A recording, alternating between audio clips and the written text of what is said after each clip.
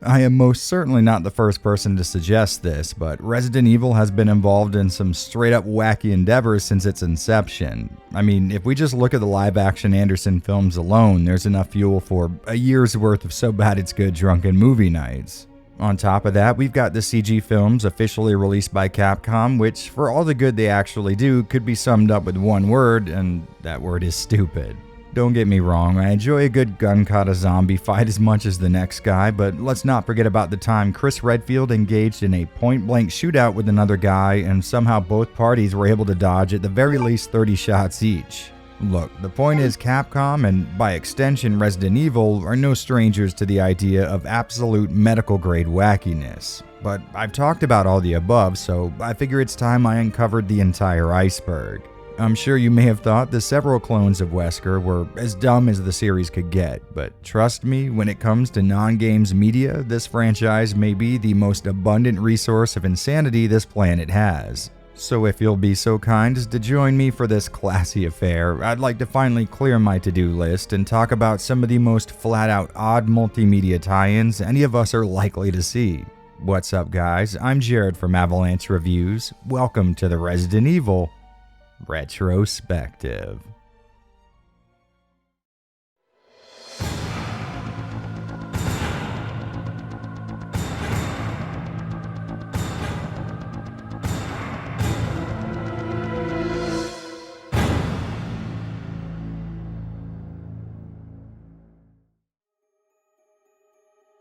Okay, listen, I know what you guys are here for. Trust me, after years of comments, I have gotten the message loud and clear. You want to hear about RE's very first brush with CG animated horror action, but trust me when I say this rabbit hole goes way deeper. For example, did you guys know that the late great George Romero directed a commercial for RE2 back in 1997? Oh wow, yes. Some chick player, badass chick player, goes and gets to shoot all these zombies and stuff, and she's just this superhero. Okay, admittedly this is one of the more widely known secrets in Capcom's closet, but come on, when else am I going to get a chance to talk about this? Besides, I have a sort of personal connection to this thing. See, way back in the day when I was maybe 13 years old, I was sitting on the couch late at night flipping through TV channels looking to catch something good, and by random chance, I just so happened to land on this scene right here. I saw one of those things take 30 hits and keep on coming. The damn thing had to be dead, but it kept on coming.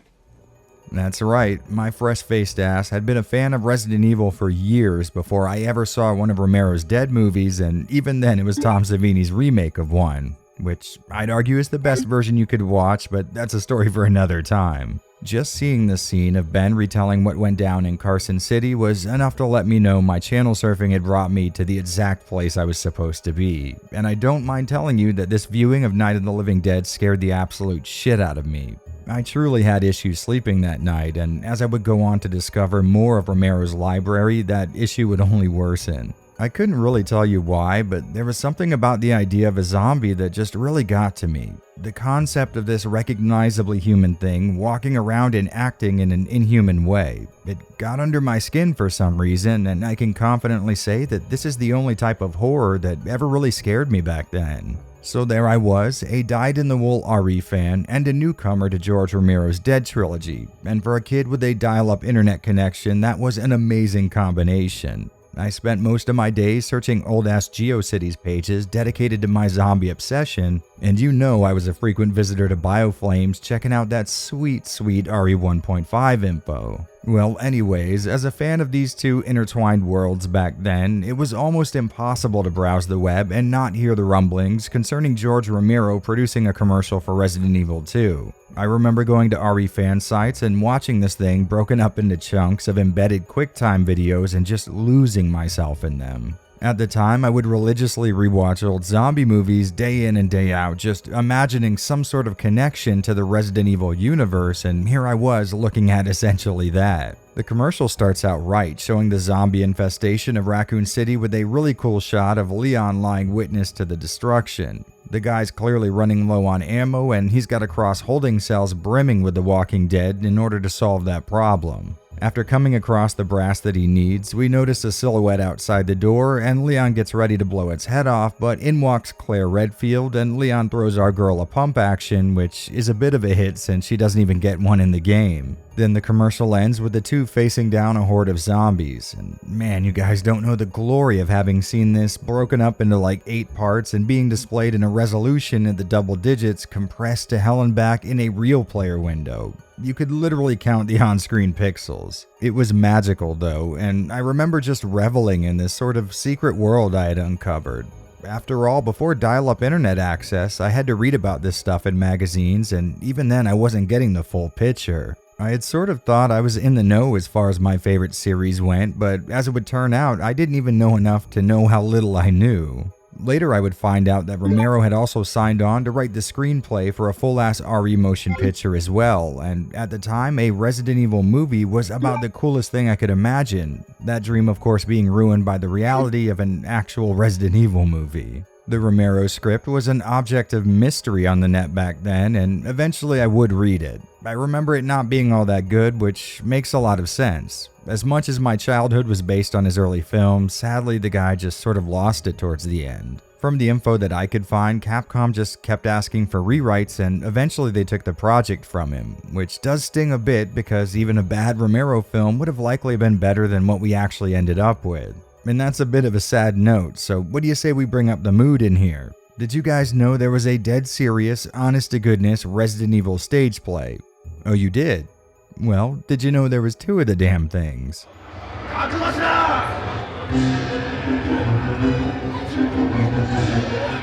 The very first RE story to grace the musical stage was called Bioroid's Year Zero, and from what I can tell, it was a sort of comedy horror deal showing the perspective of Raccoon City's zombified citizens. Now, I'd love to tell you that from experience, but the only footage I've been able to find is a 20-second clip, oddly enough hosted on my buddy Jimmy Hoppa's second channel reserved for old video game promotional VHS rips. And believe me, that is a really big deal. Even a Google image search won't return more than, I don't know, maybe 18 images of this thing, and a lot of the results aren't even of what I'm looking for here. I'll be linking nearly everything I talk about in this video in the description, by the way, so if you're a fan of obscure media regarding games you love, trust me, you're going to want to keep an eye on this guy's channel. It's amazing. Anyways, flash forward to 2015 and Japanese RE fans would have Biohazard the stage drop right on their heads. This was a little more faithful than the last one we covered and focused more on drama than comedy. I'll be honest, it has been a while since I've watched it all the way through, but I truly think it's interesting as hell. If you know where to look, there are a few different places you could watch this, but I'll go ahead and link a YouTube upload with subtitles so you can check it out yourself. Now, I don't exactly get out to see stage plays very often, or ever, so I'm not the best person to be critiquing this, but regardless, I found it to be very cool.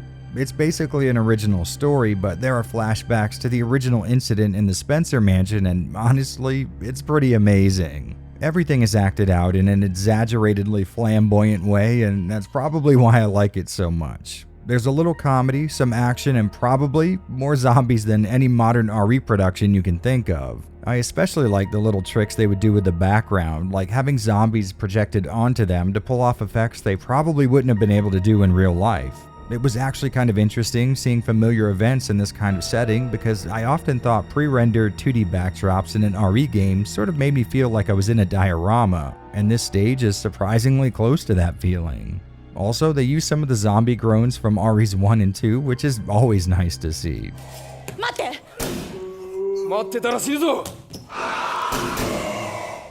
It's sort of crazy how much closer to the source material this stage play gets compared to literally anything Capcom has okayed in the past. Biohazard the stage is honestly way better than it has any right being. I mean, I'm not exactly a play kind of guy, and I got into it regardless. Maybe it has something to do with the way the actors have to exaggerate every little move, or how they've got to do so much with so little, but regardless of why, I'd say this thing is surprisingly worth a watch. Trust me, I didn't think I'd be recommending people go out and watch a play with this video, but here we are.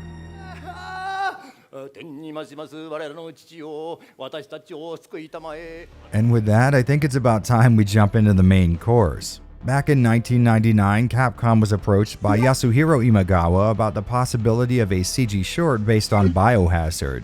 At the time, there wasn't a whole lot of side media in the world of RE, so it was odd that they said yes, but I'm sure it helped that this guy was already a well-known director in the anime world. Imagawa headed a whole lot of mecha stuff, but most notably is G Gundam and the 1997 Berserk series, an anime that my wife actually covered on her YouTube channel PB & Joe, which I 100% recommend you check out. Nope, no nepotism here. When all was said and done, Capcom had thrown a good $1.5 million US at this thing, but for whatever reason, they decided it would never see a home release, which, as you would imagine, severely limited exactly how much of that they could recoup. I'm not really sure why this was the case, but this is Capcom we're talking about. They've been afraid of making money for as long as I could remember. This feature found itself in all kinds of theaters, but the ones that made the most sense were these little gimmicky pods that had seats that could move you around, and they'd spray little jets of air at you at certain points. But hey, you guys didn't come here for all this. Let's get into the movie itself. From what I've heard, the gory nature of 4D led to a more cut-down version being released. Now, everything I could find online seems to point to this shortened version having 20 minutes of runtime, and sadly, every version of this movie I could find online was either 20 minutes or 17 minutes with 2 or so minutes of credits removed. So if we are indeed looking at the censored release of the movie, I don't think there's much I can do about it. Like I said, this thing never got a widespread home release, so basically every single rip you're gonna find on the internet comes from some form of bootleg. And with that, let's get down to business. We start out with a sweeping shot of a pretty messed up industrial area in Raccoon City, and you've just gotta love that obvious 3D filmmaking technique of having things stupidly lunge at the camera for no reason.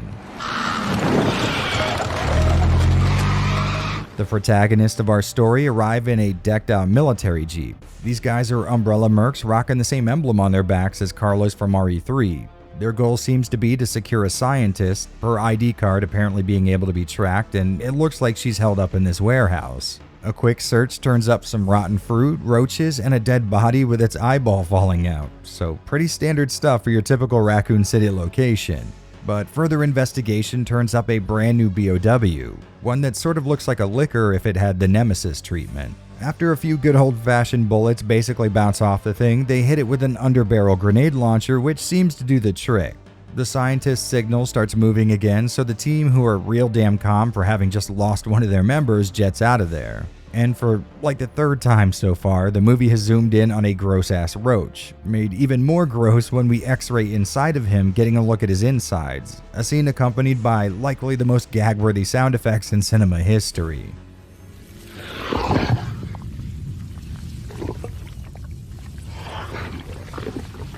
From here, we get to see the world from the roach's perspective. As it sort of listens in on the crew, we see it start to mutate, obviously infected by whatever made that tentacle thing. Then we cut to outside the warehouse, where one of the mercs is shooting at crows, and they all get ready to move out. The scene plays out like we're seeing things from the roach's perspective again, but it seems to have merged with a rat, showing the strain of virus clearly favors puke factor over anything else. And on that note, as soon as one of Raccoon City's well-known T-virus infected crows comes to check out the scene, he's immediately attacked by the rat-roach combination, and the virus, or whatever it is, gets transferred into it. Which was a little weird because they were sort of making it look like this was going to become this amalgamation of gross stuff. Well, anyways, using the crow, the virus tracks down the Umbrella unit, and we get this really awesome little bird's eye view of a post-T-virus Raccoon City. When I first watched this movie in, say, 2006, I was still wowed by this scene. Not so much for how good it looked graphically, but just because we've been given so few chances to see more of the city, and I was taking anything I could get at that point. The UMB unit eventually tracks the scientist's signal to the sewers, and after blowing a hole in the wall, they find what looks like her little apocalypse research bunker. They end up sadly killing an innocent doggo and finding her ID attached to it, an effort I assume was meant to divert anyone looking for her. The mission seems lost at this point, but then we find out it wasn't really her Umbrella was after. She had apparently been infected with some new virus, and what they really wanted was the data concerning her attempts to treat this infection. Attempts that were ultimately futile, since this guy here suggests the mutant they blew up in the warehouse was likely her.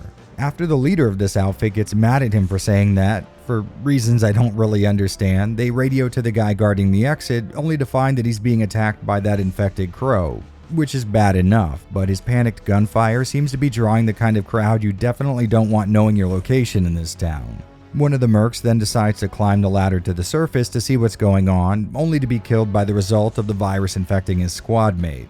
The thing then goes after the surviving captain, and after he finds out his shots aren't doing much damage, he decides to leg it out of there. Finding a spot the creature couldn't squeeze through, he heads up to the surface only to find he's pretty far from the Jeep and sort of needlessly plugs a few zombies. Although I can't really complain because he does it in a pretty cool way. It looks like he shouldn't have wasted his time though, because the BOW breaks through the streets and tags him in the leg. Right as he's about to finish the job, Roger the tech guy runs the thing down with the Jeep and the two attempt a getaway. The captain jumps on the mounted machine gun and lights the BOW up, allowing them to escape, sadly without shooting any zombies. A very big missed opportunity if you ask me. Once the two survivors are out of harm's way, the captain wonders how the hell his man got infected by the same thing they fought in the warehouse, and Roger here explains it was likely that the infection transferred from a small animal to him. As he explains how it works, the captain notices a roach crawling up his neck, and by the time he puts things together, he's got 2 extra holes in his body. Roger then turns his head to reveal that he's basically been assimilated by the scientists they've been looking for this entire time. She explains when they blew up her other form in the warehouse, she infected nearby creatures so she could keep an eye on them. Once she found out they were after her research, she attacked them. Apparently, Umbrella's got a real problem with employee loyalty because no one who creates anything at that company ever wants their bosses to get a hold of it. And that creepy double face is what the movie ends on. I've gotta say, for what it is, I think 4D Executor is pretty okay.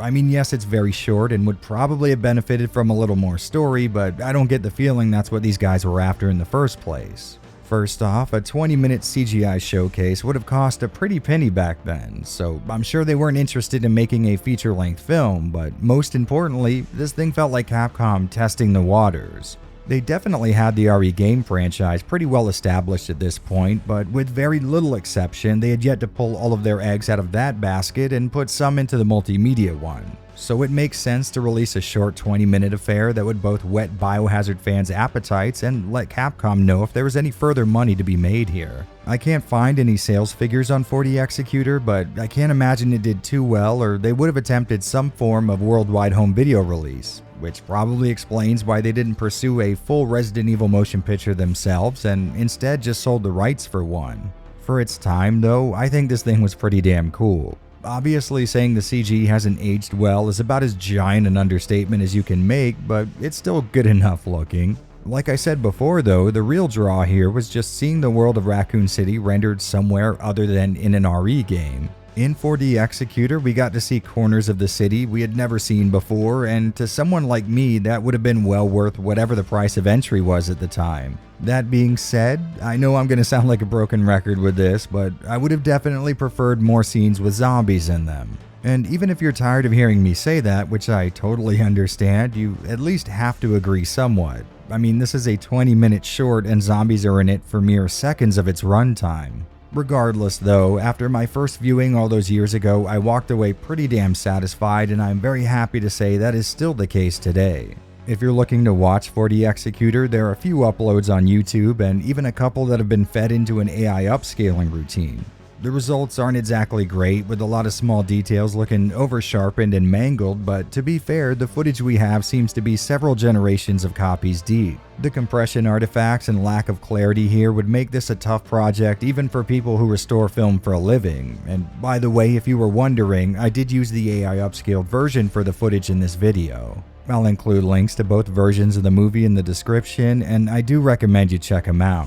It's only 20 minutes of your life you'll be risking, and if you go in with an understanding that this is just a short story set in a familiar world with some adorably dated CGI, I think you're gonna have a good time. For those of you who never lived through the odd period where internet rumors were often hard, if not impossible to confirm for your everyday RE fan, it might be hard to understand getting so worked up over something like this, but for a big portion of my life, I could only dream about what this thing even looked like. Stuff like Resident Evil 1.5 scrapped build or the Romero commercial seemed like ancient occult artifacts. Things you heard whispers of but never imagined you'd actually see with your own eyes. I mean, I remember drooling over a single low-res picture found in a magazine taken from a Biohazard-themed ride or haunted house here in Japan back in the 90s. Something so obscure I can't even find a single image confirming its existence today. By the way, if you know anything about that haunted house or can link to anything concerning it, please let me know. I'd love to see it. Well, anyways, it was a pretty magical time, and I think having lived through that and experiencing the process of scouring fan sites and forums just to find disparate pieces of information on stuff like the media covered in this video makes you appreciate it all the more. I have been racking my brain for a very long time trying to figure out how to cover these RE oddities, since each one of them would be hard to make a long analysis type video on, but I hope I've at least done one of two things here. One, if you're like me and lived off of old rumors and brief low-res glimpses of this stuff back in the late 90s, hopefully I've just drilled into the nostalgia center of your brain and released a lot of serotonin. And two, if you're lucky enough to be younger than the dirt you walk on, I hope you got a brief look at how things used to be for us, and maybe developed an appreciation for some of this older, more obscure RE media.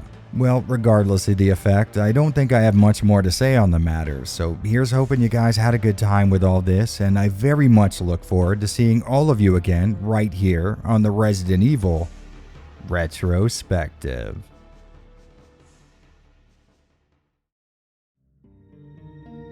Well guys, welcome to the end card. I'll be honest with you, this was a really fun video to make.